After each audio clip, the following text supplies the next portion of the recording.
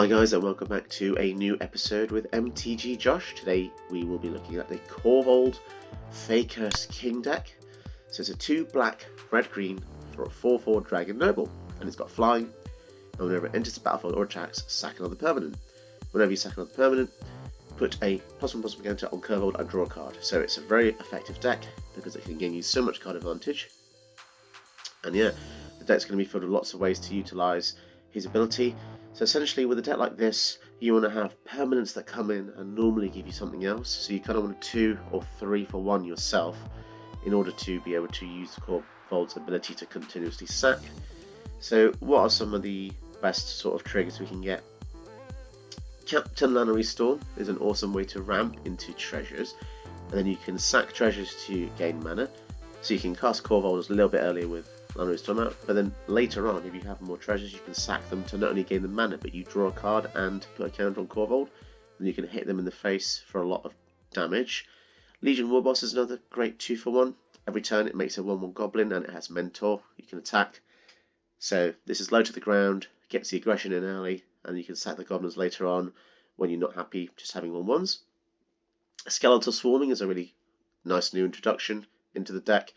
You keep getting skeletons every single turn, and if you don't have any skeletons, you can even sack the enchantment if you don't find it useful anymore. One note about the deck: I absolutely detest the cat combo, so we're not going to have the cat and the cauldron in the deck because it's something that I used to face in standard all the time, and it just really slows the game down. So that's why the deck's called Korvold No Cat. With that in mind, let's get into some games and see how well we do. We go first against Haktos the Unscarred, which is a quite powerful Boros general. When it comes in, you choose 2, 3 or 4 at random, and it has protection from each mana value other than the chosen number. So it's like Achilles from ancient Greek myth. Keep our starting hand as it's quite nice. We have access to the Rex Sage, which is always a great way to get rid of something of our opponents. We could do with getting a black source, although Magda is very good. Magda is probably one of the stronger mana ramp cards they've made in a while. She just does a lot. It gives you dwarves +1/+1/0, sorry. So you can make a dwarf tribal deck. But the most important thing is whenever she becomes tapped to create a treasure, so she can be used in a vehicle deck or an untappy style deck, and you can sack 5 treasures to search your library for an artifact or dragon, put it into the battlefield, then shuffle. So it's very good. Now, it's annoying we don't have the black, because if we had an untapped black source, we could go for the Mayhem Devil. When she attacks, get the treasure, we could sack the treasure to kill the Kargan Intimidator. So for now, we're just going to have to... I think I'm going to swing with the Magda. I don't mind them trading here, because the Kargan Intimidator is quite annoying. Yeah, that's fine. And I don't want to use the black source just yet, as tempting as it may be. Could be worth it though. Could be worth it. Let's give the Bojuka Bog anyway. And then, yeah, let's get something out. I think we can't just not do anything. We have to play something a turn to establish the board presence. Especially when they have a 4 mana 6/1, which is going to be quite tricky to get rid of unless we have the correct spells. Paladin class, okay, that's not too bad, and a Revitalize. So quite control-y cards in a deck. Oh, we have the perfect answer for Haktos because by targeting a player, protection means nothing essentially. We could even kill the Paladin class here. So tempting to go for the Rex Sage, kill the Paladin class.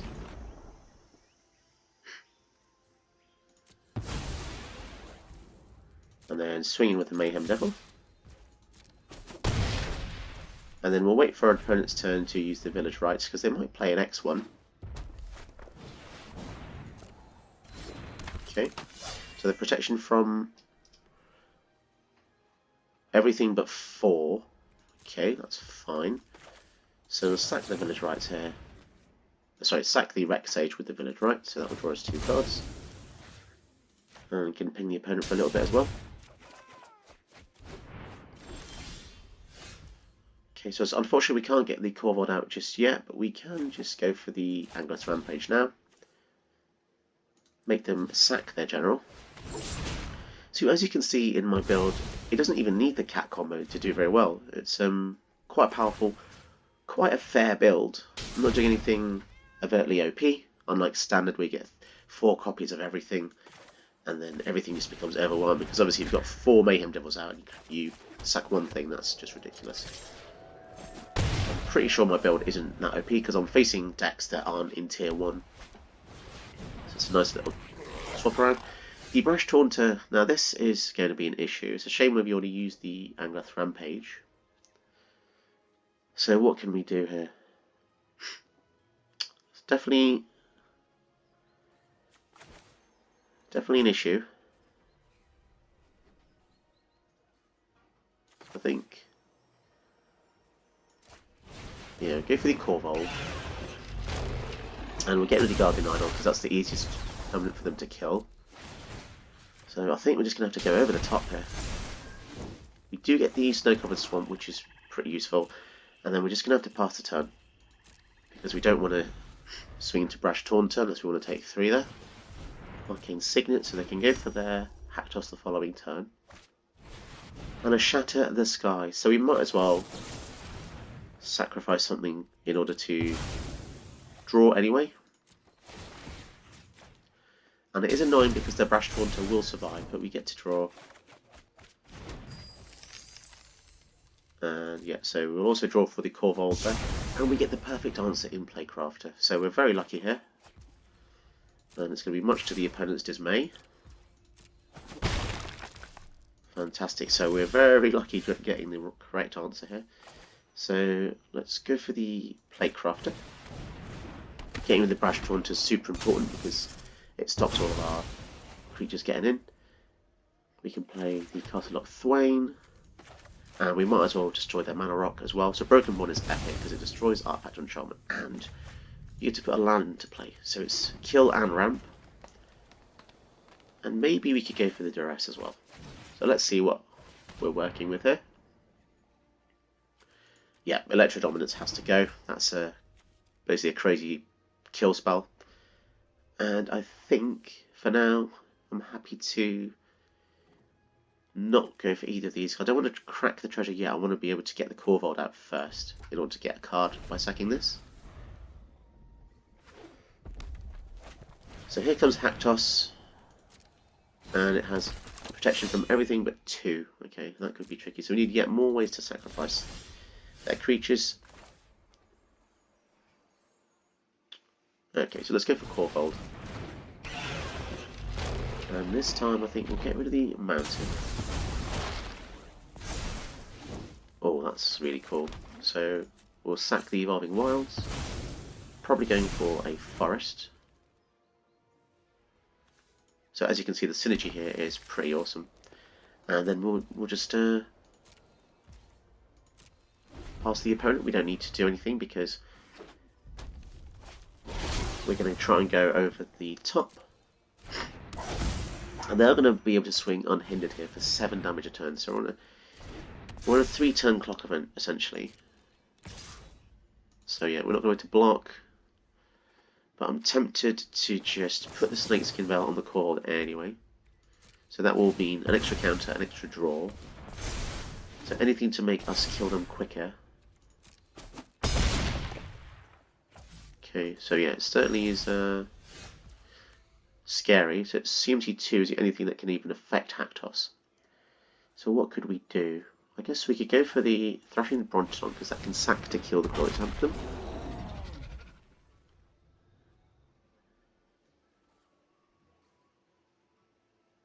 And yeah, I'm happy to just swing in.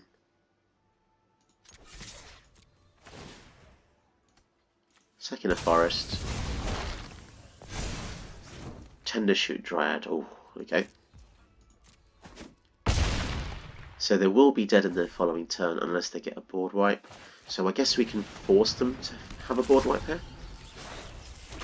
Especially because we're making 3/3s every upkeep now. They're going to be in a bit of a pickle. So they don't have the board wipe, so yeah, I think they are dead, unfortunately. But yeah, that was definitely an interesting one.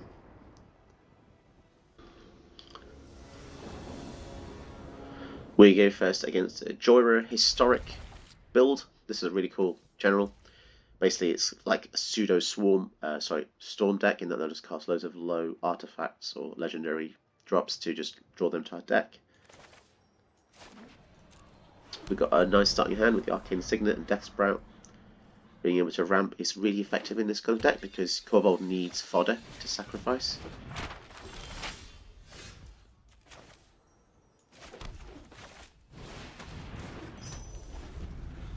So next turn we could Cultivate, Death Sprout, or Rite of Balsamlock, depending on what the situation is. Fimblethip isn't scary at all, so not bothered about taking our next turn off to possibly ramp.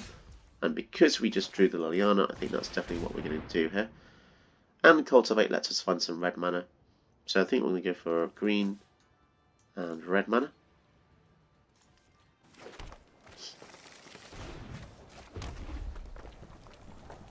And then next turn we can actually cast Liliana and potentially make each player sack 2 creatures. So if they cast something else here, it's tempting to use Liliana. Confounding Conundrum. Okay, so that's going to stop us from ramping, but I feel like we've already done that ramping part. We've got 1 mana open, which is suspicious as always. But let's see if we can resolve a Liliana here. They could have a Spell Pierce or something irritating like that. Nice. So we'll tick up to make a zombie here. Your corpse will volunteer.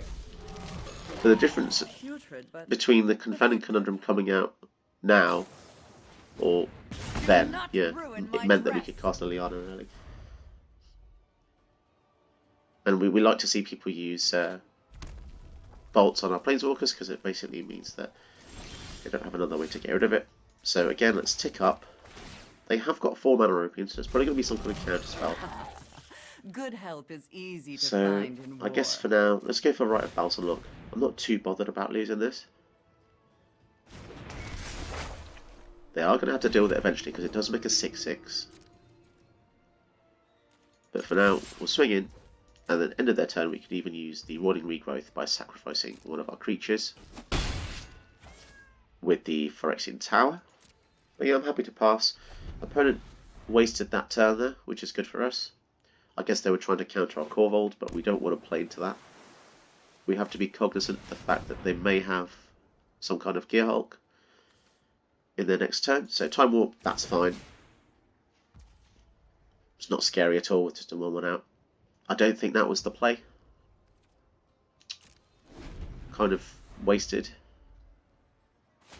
I said it before, it's essentially just like finding yourself another card. It's like 5 mana, draw a card. Unless you've got a board state, it's not very threatening. But that's the kind of stuff we want to see. We don't want our opponent to be doing that with a board full of scary things.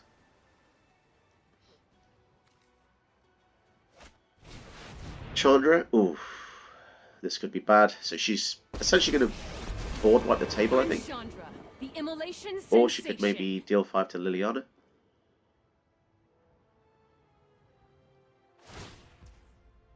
Okay, so that's the case. So now it's a question of... Yeah, that is actually pretty annoying. Okay, so let's use the Rotting Regrowth. We're going to return 1 land with the Conundrum. But, oh well. I just want to be able to draw a card here with the Lily. Oh, we do get Elders Reborn. We've got to sacrifice a land, which is quite annoying. So let's get rid of the forest. And then we get 2 more forests. So we're going to have to return one of these to our hand, but that's fine.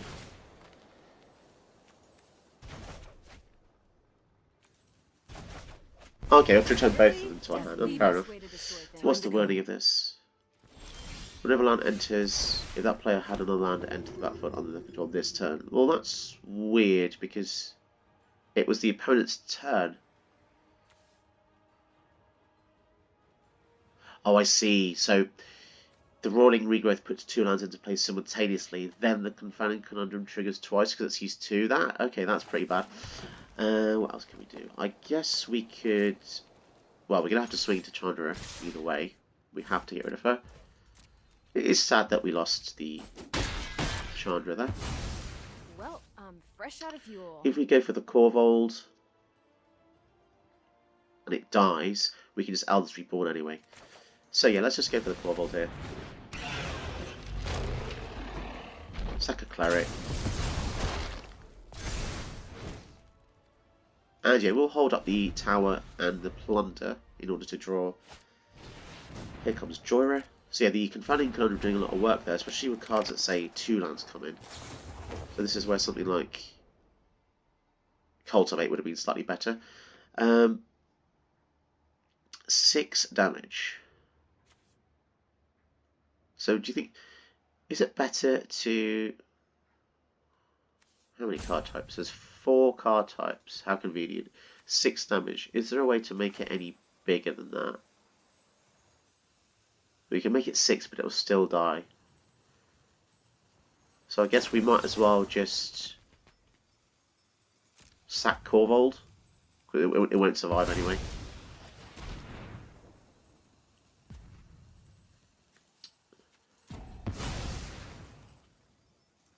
Okay.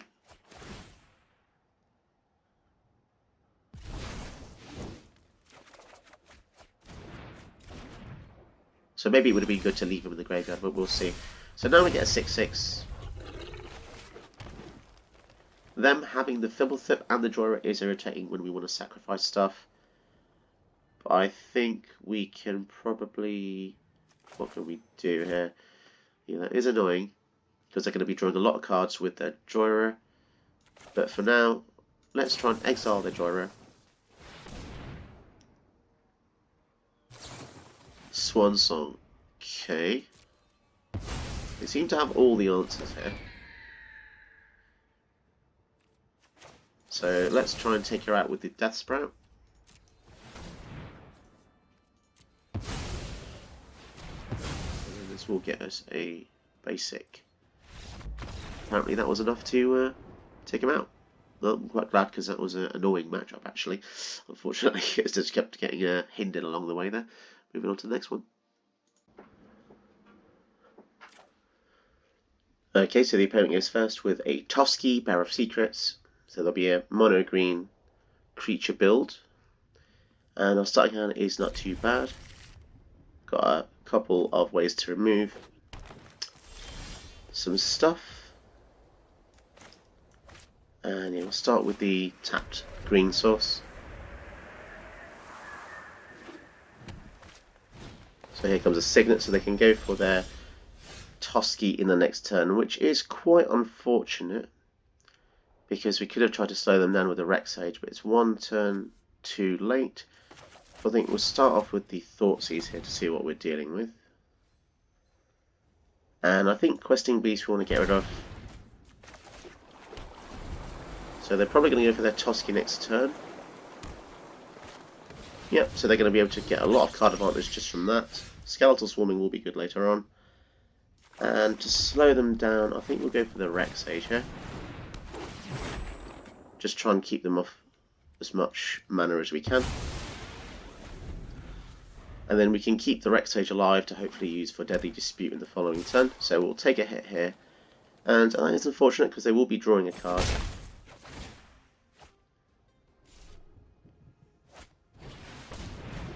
And the Circle of Dreams Druid will be an issue eventually, because they're going to be able to tap for lots of mana here.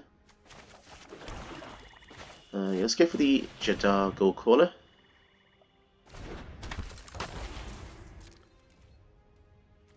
And then we're not going to attack, because we want to do a block trick with it. And we can't block with the 2/2 that we create with the Jadar anyway.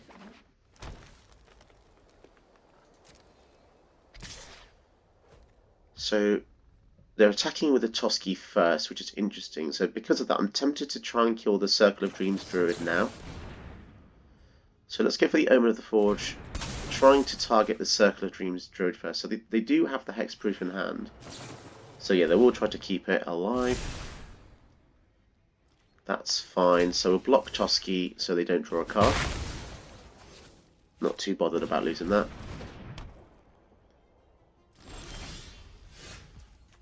Okay. So I think now would be a good time to go for the Skeletal Swarming. And because the Decayed Zombie will die, we will be getting some a couple of skeletons here, which will be pretty good. So yeah, skeletal swarming with Jadar is a really nice bit of synergy. So unfortunately they will be able to attack us full force here and probably draw a lot of cards.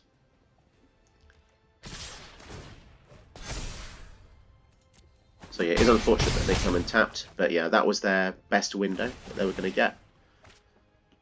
And that could have potentially swayed the game in their favour. Drawing 3 cards is mental. Scute Swarm, so they're probably going to play land. Yeah, this is getting pretty crazy now.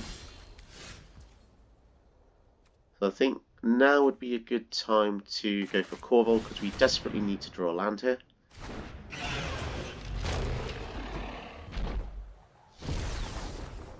And we'll sack the... I think we'll sack the...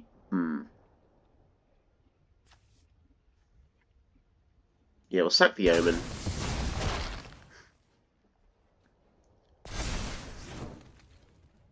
And then we'll swing in with the team.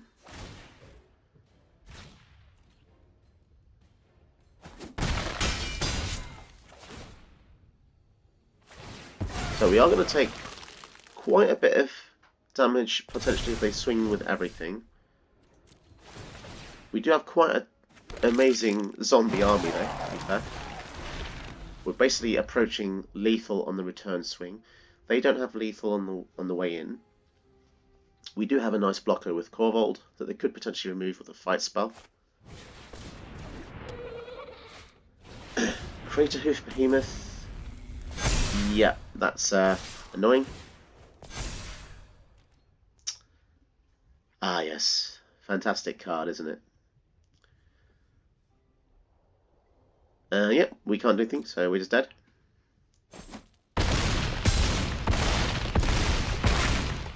It's always nice to see a card do exactly what it does every time. But there you go.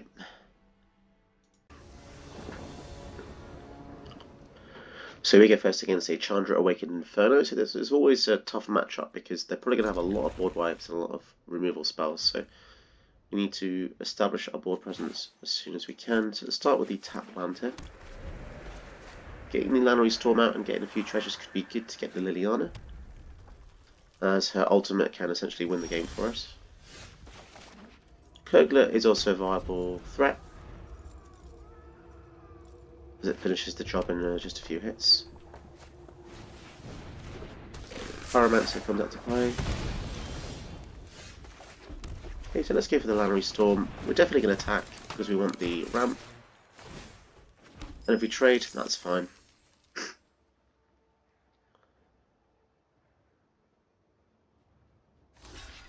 Opponent is probably shocked there that I'm willing to trade, but I'm not going to let them slow me down. Yeah, that's the difference between going first and second as well. Sometimes it can be detrimental.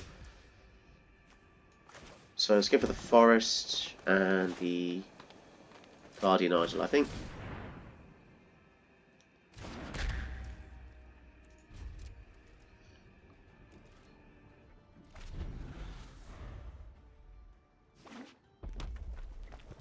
So we're going to have access to Liliana in our following turn, or Kogla. Here comes the Chandra. Let's do this. Okay, so that is going to be kind of annoying to deal with.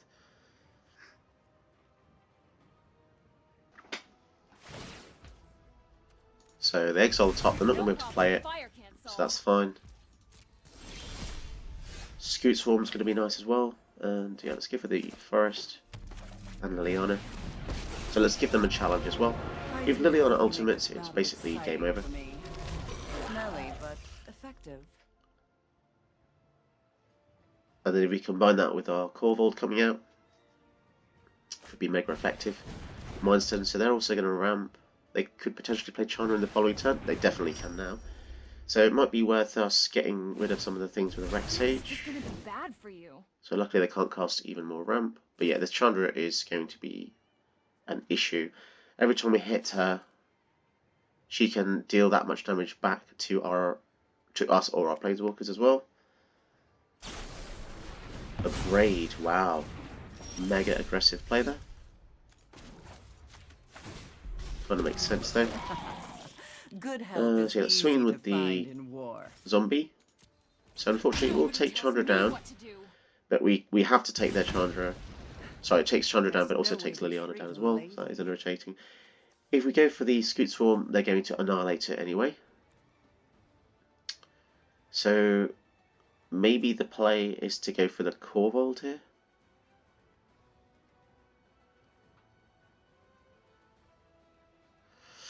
It's a tricky one. We go for the Corvold.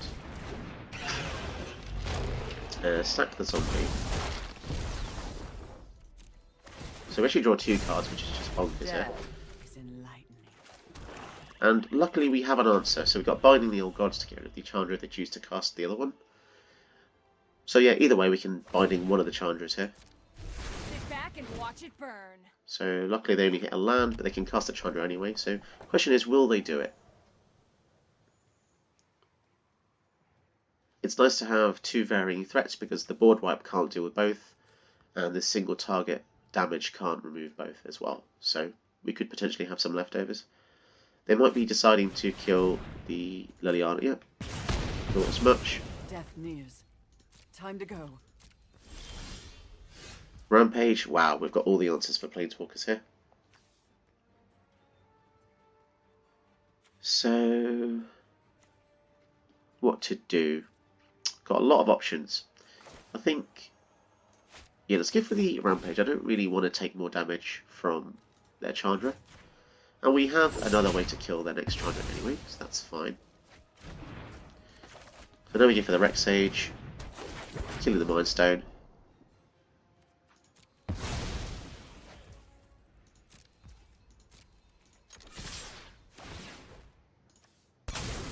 And yeah, it's good to have fodder, drawing cards. And I think we'll keep the land back for the Scoot Swarm.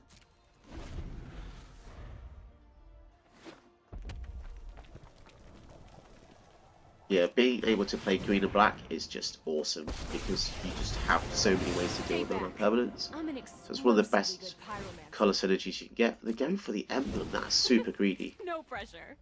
Oh, they're going to get so punished for that. That's the difference basically between us winning or not. They should have probably killed the Corvold there. Yep. So now we give the binding. I'm sorry, friend. So now I think we're going to force their hand. They're going to have to board wipe, or they're going to be Scoot Swarmed to death.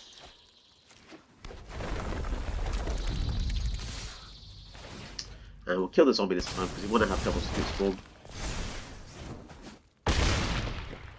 Yep, so they basically need a way to board wipe or kill the Corvold.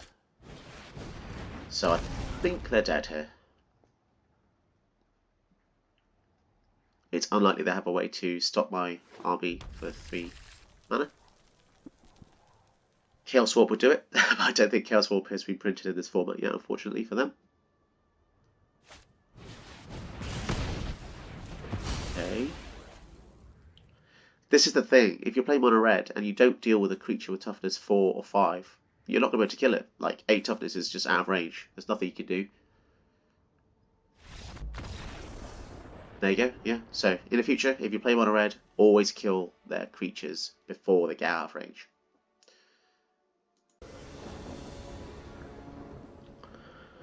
Okay, so opponent is a white-green enchantment build, and our starting hand is really powerful. Having 2 1-drops that tap for mana is incredibly good. So I think we'll go for the Goose first.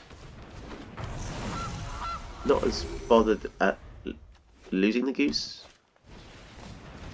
only because it's not consistent mana ramp every turn. Okay, so let's hope they don't have any board wipes here. So in our next turn we will have access to 5 mana, which could be pretty essential. Elite Spellbinder, okay, that's annoying. So of course they have a way to stop us casting our Love. They go for the Rankle. That was definitely not the right choice. So yeah, we're going to go for Lol. Yeah, I'm not sure why they went for Rankle there. So we're going to make 2 blockers now. Do what I demand. So today, unfortunately, I am a bit unlucky in that everything is making a noise outside the room I'm recording, so I do apologise for that. Now it's my cat. Okay, so they're going to kill the spider. And it gives it... so no trample, so I can still block. And we still trade. So, yeah, I think that was a bit gung-ho of our opponent there. I think they got a bit too cocky, I think. Go for the mountain. Yeah, so draw card, lose a life. Much like Obnixilis disability. But we will catch you. And what else should we do? We can make each player sack something. Go for Korvold. Yeah, let's go for Korvold. And I'll sack the Gilded Goose. A gift. Yep, so obviously they can go for the Calyx here. And the Calyx... they go for Pacifism. Definitely some questionable choices. Because that is an enchantment creature, and Calyx says -3, exile creature enchantment you don't control until target enchantment leaves. So they could have used Calyx to -3 on my Korvold underneath Destiny Spinner. Very unusual. Very unusual play there. So yeah, I will draw again. Good minions are loyal. And so I do have a Liliana to make a blocker. But I kind of want to just kill the Destiny Spinner. I think... so for now, let's go for Captain Lannery's Storm. When she attacks, I make a treasure. And don't forget that Pacifism doesn't remove abilities, so whenever I sack, I will be drawing and gaining a counter. And yeah, let's pass the turn here. If they use the Calyx targeting anything, I can kill the Destiny Spinner with Putrefy, and it will just ruin their entire turn. Sigil of the Empty Throne. Okay, so we can't kill enchantments right now, so that is scary. Here comes an attack. So yeah, this is where we're going to kill the Destiny Spinner here.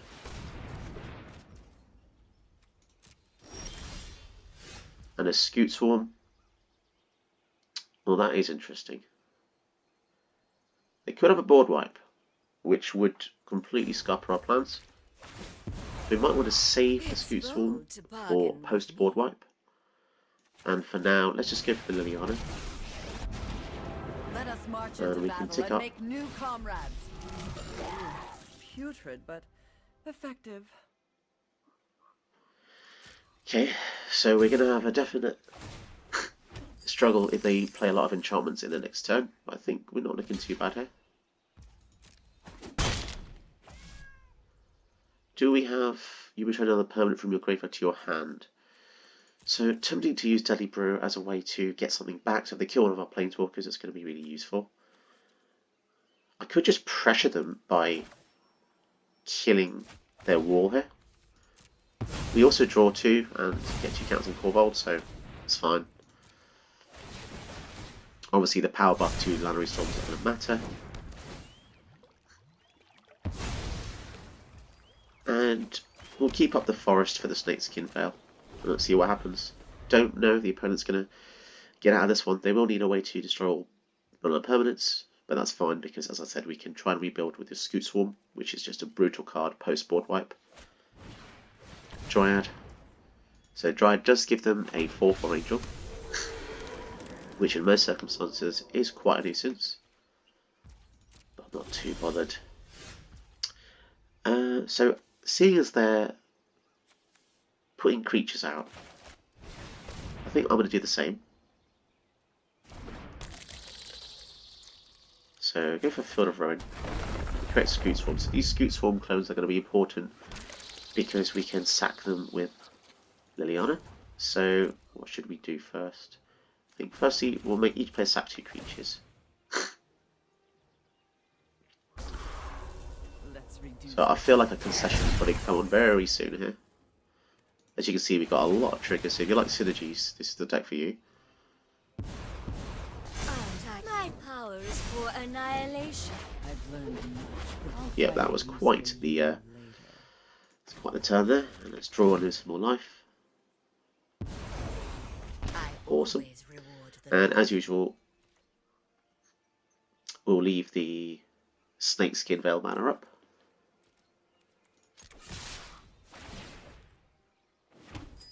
So yeah, the synergy here is really cool. And past the turn, we're going to discard some lands, I think.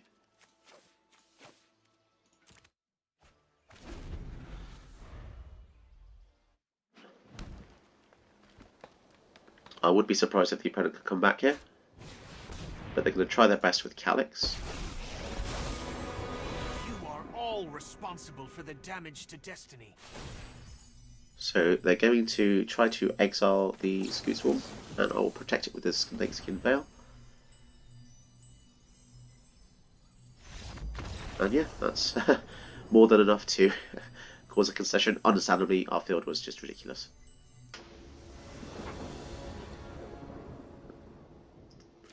Okay, so we're going second against a Teferi who slows a Sunset deck, which could be quite hard if they're a control strategy. They do go first, which means that they'll have access to counter spells faster than us. And we have a slightly risky hand with no ramp, but I really want to keep it just due to the fact we have the Magda and the Legion War Boss. So we'll see how lucky we get. Hopefully they don't have a way to counter all of our things.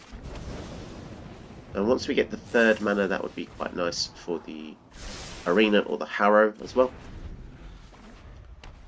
But the main thing for now will be to get the Magda out and see if we can start the ramp. Okay, so that's a really good start. They might be able to remove her, but we'll see. So we won't go for any other plays just yet. Try and swing in. So we create a treasure, so that's always a good sign. They might have a way to kill a tapped creature, perhaps. And then we'll need double green eventually. We don't need double red. So I think we'll keep the War Boss in a hand, just in case they board white. And then end of their turn, I think, yeah, we're going to Harrow and maybe even Village Rites if we get desperate, if they try and kill our Magda. So they can't cast Teferi, which is unfortunate for them. And we'll sack the Timber Crown because the Forest in play might be relevant here. They could, of course, counter this, and then they've basically killed a mana, which would be annoying. I think that's what they might be doing if they're hanging on this decision. Or maybe not. I think I would have actually countered that if I was them. But there you have it. So the crazy part of this is we actually have access to Casualties of War already. So that was really quick. But obviously we're not going to do it just on the land. That's just not enough value. I feel like they might have a counter spell, so I don't want to cast any Haymakers yet. So let's try the Phyrexian Arena. Wow. Okay, having that resolve is kind of game-changing. An active Phyrexian Arena versus a control deck. It's going to be tough for them to come back from this. Unless they have like a planar cleansing effect to get rid of all our cards. So that could be a board wipe or a counter spell or the draw spell. Could be anything. We are filling a hand full of juicy things though. Let's see if they want to counter the War Boss. Not so sad about losing our things to a board wipe, seeing as we have such a good board presence already. Mystical Dispute. I can even pay 3 for this, so yeah, why not? Yep, our field is pretty amazing right now. It's going to be hard for the opponent to come back from this. Even a board wipe won't really cut it because we can plumb the Forbidden, drawing like 5 cards. Unless they do a global board wipe. Aaron's Epiphany. Yeah, I mean, that's okay. Again, it only gives him an extra attack with 2/1/1s, so people need to stop using these extra turn spells with nothing in the field. It doesn't really achieve anything. Treachery, okay. What are they going to steal from this? They're going to go for the Legion War Boss. So yeah, tempting to just sacrifice our things. Pay 2, so you auto pay. So we're going to draw 3 cards, I think. So yeah, now we definitely want to kill the Agent of Treachery, because if they flicker that, we lose the game.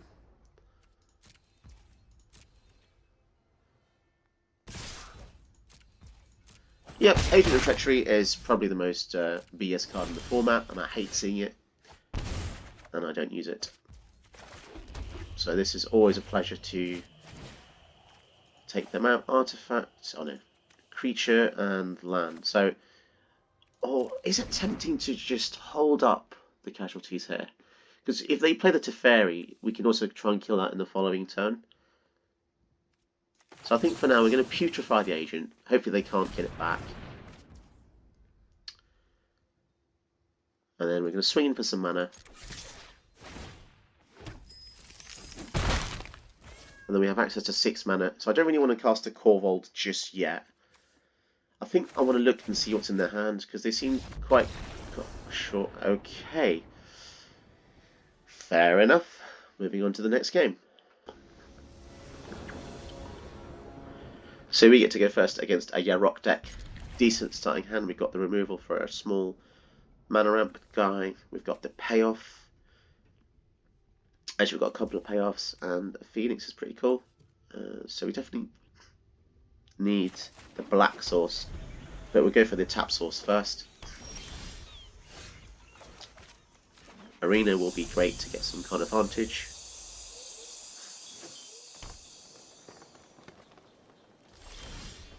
Into the north, so that's going to be useful if this resolves. Sweet, so yeah, we'll get the tap black source.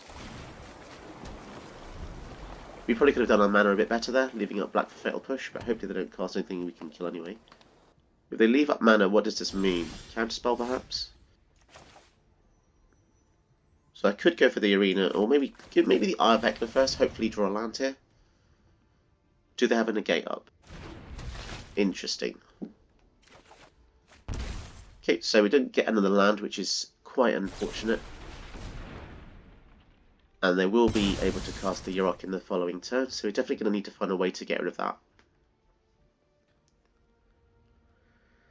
Knowing my luck, they're going to have an Agent of Treachery in their deck as well. I'm kind of sick of facing that, and I don't know why I keep facing people that use that card.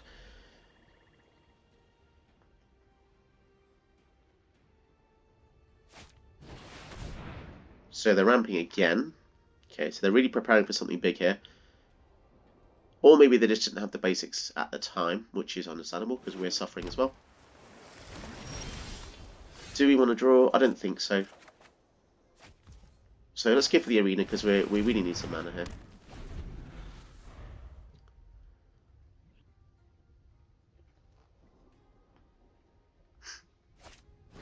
Gilded Goose. That's a very modest first play. And still not casting Yarok, so there's something weird going on here. Maybe they have some kind of creature that comes in and counters. Casualties. We keep drawing this today. Very strange. It's funny how some cards show up a lot more than often. Like Arena today has come up a lot. Casualties. In a 100-card deck, this is quite unlikely. So we've got 5 mana open. Could go for the Korvold, but they'll probably counter it. Let's try and kill the Goose.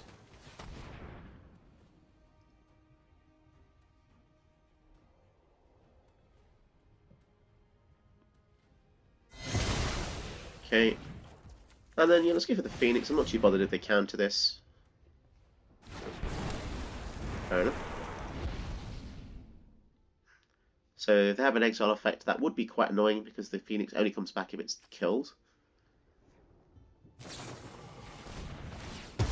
That's always interesting when people kill it with one kill spell. Do they have another? Okay. So it is actually amusing how many people misread this card. They have to kill the elemental now, or it comes back in my Weakened Allegiance comes back. So okay, so we gain control of it as long as they control Mind Flayer. Okay. Interesting. I guess this is a good time to kill the Mind Flayer then. And then we can give the Llanowar Elves as well. Okay, so that was definitely a unique play there. They didn't have to kill the Phoenix in order for them to steal it. They could have just chosen to steal it, but there you go. Here comes a Garruk. So now we get the Phoenix, draw an extra card. And it's a land as well, fantastic. So yeah, now we're definitely going to go for the casualties. We've got Artifact, Creature, Land. They don't have any enchantments.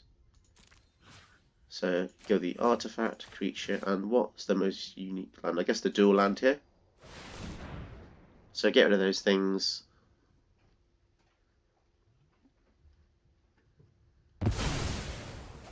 And let's see how they can recover from this. We've got the Snake Skin Veil open as well in case they want to exile our Rekindling Phoenix.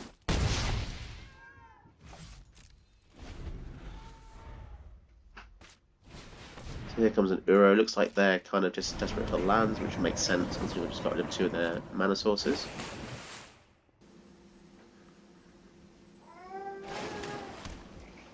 Okay, so the opponent there taking quite a while to decide which land to put into play. Apologies for the crying.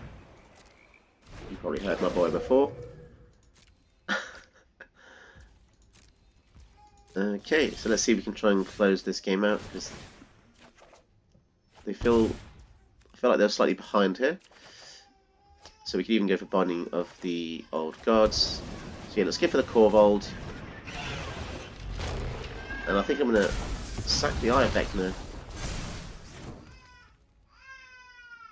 And then swing in.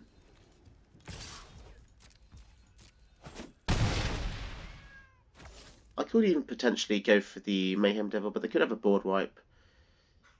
So I think for now, maybe just go for the Cold Steel Heart.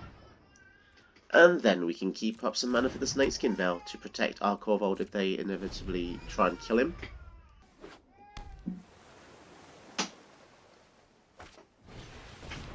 So here comes the obligatory removal spell, in which case I'll try and protect him with some Hexproof. And a follow-up negate. So it will get rid of the Korvold's all of his abilities, but we can use other things to kill the enchantment to make sure that he's still on the battlefield with all his abilities intact. So I'm not too sad about that.